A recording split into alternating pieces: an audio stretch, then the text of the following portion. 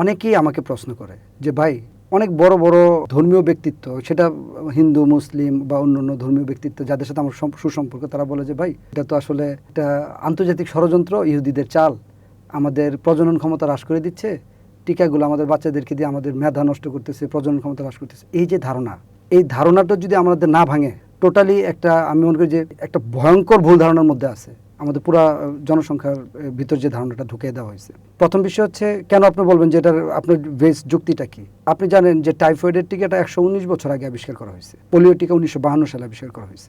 বিশ্বের আপনার এই ভ্যাকসিন শব্দটা যে ভ্যাক্স, এটা হচ্ছে লেটিন শব্দ। ভ্যাক্স অর্থ হচ্ছে গরু, লেটিন শব্দ ভ্যাক্স বলা হয় গরু। একটা হচ্ছে আপনার নাম শুনছেন মানে কাউপক্স, যেটা আপনার গো বসন্ত বলি, গুটি বসন্ত বলি। মানে কাউপক্সটা হচ্ছে গরুর গায়ে হইতো এবং মানুষের গায়ে আলাদা একটা বসন্ত হইতো। তো ওই গরুর উপর যে বসন্তটা হইতো আর মানুষের বসন্তটা আলাদা ছিল। তুরস্কের একজন গবেষক, সে 1967 বা 65 সালে আবিষ্কার করলো যে ওই সময় বসন্ত হলে মানুষ বেশিরভাগ সময় মারা যেত। তো তুরস্কের গবেষক আবিষ্কার করলো যে গরুর বসন্ত থেকে কাউপক্স যেটা হয়, ওইখান থেকে ভ্যাকসিনটা বের করে, মানে ওর গায়ে থেকে যে ইয়াটা হয়, মানে এটা কি বলে, যে ওর শরীরে যে পোচের মতো হয়, এটা নিয়ে যখন আপনার ইয়াতে ইউজ করছে, মানুষের শরীরে যে বসন্তটা ইউজ করছে, তখন থেকে এটা আপনার খুব কার্যকর হলো, মানুষ সেভ হওয়া শুরু করলো। এবং ওইখান থেকে প্রথম ভ্যাক্স থেকে এটা নেওয়া দেখে এটা পরবর্তীতে ভ্যাকসিন নামে পরিচিত হয়েছে। আপনি দেখেন, এখন আপনি কল্পনা করতে হবে যে টিকাগুলো আবিষ্কার হয়েছে কত সালে। এগুলি এক একটা প্রায় প্রতিটা টিকারই আবিষ্কারের বয়স হচ্ছে প্রায় 100 বছরের উপরে।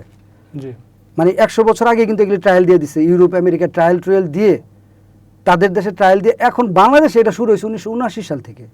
তাহলে আমরা কেন বলতেছি যে আমাদের উপর ট্রায়াল দিচ্ছে?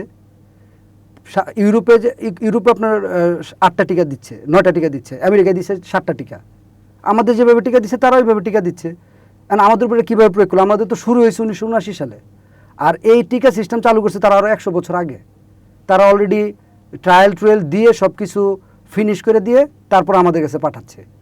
দ্বিতীয় বিষয়, আপনার সর্বশেষ আপনি চিন্তা করবেন যে আমাদের চোখে আমরা কী দিচ্ছি। আমাদের চোখে আমরা দেখলাম, করোনা ভ্যাকসিনটা দেখলাম। করোনা ভ্যাকসিন কি বাংলাদেশে প্রয়োগ করছে আগে? অবশ্যই না। চীন, আমেরিকা, অস্ট্রেলিয়া, সুইডেন, ডেনমার্ক সবাই প্রয়োগ করে, তারপর যখন আমরা ওদের 6 মাস পরে গিয়ে আমরা পাইছি, আমাদেরকে এত প্রয়োগ করে নাই। তার মানে আমরা একটা মিথ্যা ন্যারেটিভ, অজানা ন্যারেটিভ ছড়াই দিচ্ছি। আপনি এখন কল্পনা করেন, এই ন্যারেটিভটা যদি আমরা না বুঝি, রিয়েলিটিটা যদি না বুঝি, আরও কত মানুষ মারা যাওয়ার সম্ভাবনা আছে। এখন আপনি আমাকে প্রশ্ন করতে পারেন যে নাজমুল ভাই, তো তারা আমাদেরকে টিকা দিচ্ছে কেন, ফ্রি টিকা দিচ্ছে কেন? সহজ হিসাব ভাই, আমি প্র্যাকটিক্যালি বোঝার চেষ্টা করছি। আমার বাসায় যে খালা কাজ করে, তার ছোট বাচ্চা আছে, আমারও ছোট বাচ্চা আছে। এখন আমার বাড়ির কাজের সহযোগিতার জন্য খালাকে কিন্তু আমার বাসায় রাখতে হচ্ছে। এবং তার ছোট বাচ্চা, আমার বাচ্চাকে যদি আমি এই হামের টিকা দিই, তাহলে তার বাচ্চাকে হামের টিকা দেওয়া আমার জন্য ফরজ হয়ে যাবে। কারণ কি জানেন, আমি চিন্তা করবো খালাই বাচ্চা নিয়ে বিভিন্ন জায়গায় ঘুরবে, ওই বাচ্চাটা যদি হাম হয়ে যায়, এই বাচ্চা আবার বাসায় আসলে আমার বাচ্চার হাম হয়ে যাওয়ার সম্ভাবনা আছে। তো ইউরোপ আমেরিকা বা উন্নত দেশগুলো চিন্তা করে, এটা আমার ব্যক্তিগত অভিমত, যে আমার দেশকে আমি হাম থেকে সুরক্ষা করলাম, আমার দেশকে আমি বসন্ত থেকে সুরক্ষা করলাম, আমার দেশকে আমি বিভিন্ন রোগ থেকে সুরক্ষা করলাম। কিন্তু অন্য দেশে যদি এটা হয়, আপনি দেখবেন চীন থেকে তো আমাদের দেশে করোনা আসছে, তাই না? তাহলে ওই দেশে, আমার দেশে যদি ভ্যাকসিন দিয়ে সবাইকে সুরক্ষা করতে না পারে, তাহলে আমার দেশ থেকে একটা রোগ কিন্তু আবার ইউরোপে ঢুকবে, আবার সেটা প্রাদুর্ভাব শুরু হবে। আপনি আমার কথাটা বুঝছেন কিনা? জি জি। তার মানে তাদের নিজের সুরক্ষার জন্যই, অর্থাৎ তাদের শিশুদের সুরক্ষার জন্য কিন্তু আমাদের শিশুদেরকে তারা ভ্যাকসিনেশন করতেছে। কেন করতেছে? যে আমার শিশুটা যদি ভ্যাকসিন নিয়ে আবার আমার শিশুটাকে নিয়ে যদি আমি ইউরোপে যাই বা আমেরিকা যাই, তার গায়ে যদি ভ্যাকসিন দেওয়া না থাকে, তার গা থেকে যে রোগটা তৈরি হবে, সেই রোগটা তার বাচ্চাকে আক্রান্ত করবে। যার কারণে তারা কিন্তু ওয়ার্ল্ড ওয়াইড জিরো করার চিন্তা এটা। আপনি দেখবেন যে পোলিও কিন্তু ওয়ার্ল্ড ওয়াইড 1954 সালে সম্ভবত ইউরোপ পোলিও জিরো করে ফেলছে। বাংলাদেশে পোলিও এখন জিরো, কোনো পোলিও আক্রান্ত রোগী হচ্ছে না। একটা রোগী যদি আক্রান্ত হয়ে যায়, তাহলে কিন্তু আবার বাংলাদেশে পোলিও হাই অ্যালার্ট জারি হবে। তার মানে এটা একটা কিন্তু ওয়ার্ল্ড ওয়াইড প্রসেস। আপনি এখন বলতে পারেন যে, আপনি বললাম তো যে কেন ফ্রি টিকা দিচ্ছে তারা, তাদের স্বার্থেই দিচ্ছে। কী স্বার্থ? যে আমাদের এখানে রোগবালাই তৈরি হলে এই রোগগুলো কিন্তু এখন সারা বিশ্ব ছড়া যায়, গ্লোবালাইজেশনের যুগ।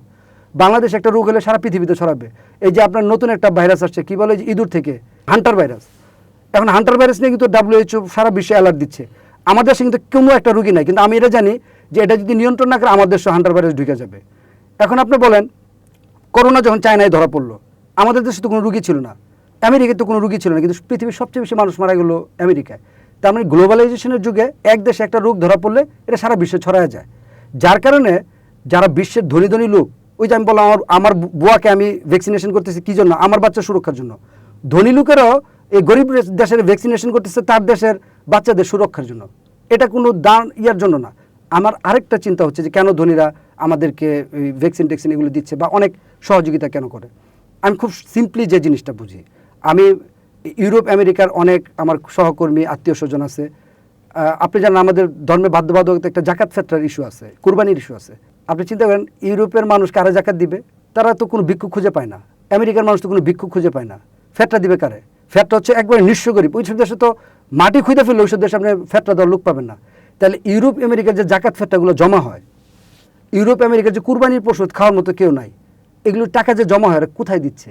তারা বিভিন্ন দাতব্য সংস্থায় দিয়ে দেয়, এবং এই দাতব্য সংস্থায় কিন্তু এই টিকাগুলো তখন গরিব রাষ্ট্রগুলোর মধ্যে দিচ্ছে। তাই আমি মনে করি টিকা নিয়ে যে বাংলাদেশের ন্যারেটিভটা চালু, এটা টোটালি ভুল, 100% ভুল, 99% ভুল বলবো না। কারণ আমি আপনাকে কয়েকটা যুক্তি দিচ্ছি যে এই টিকার ট্রায়াল ভার্সন কিন্তু আরও 100 বছর আগে হয়ে গেছে।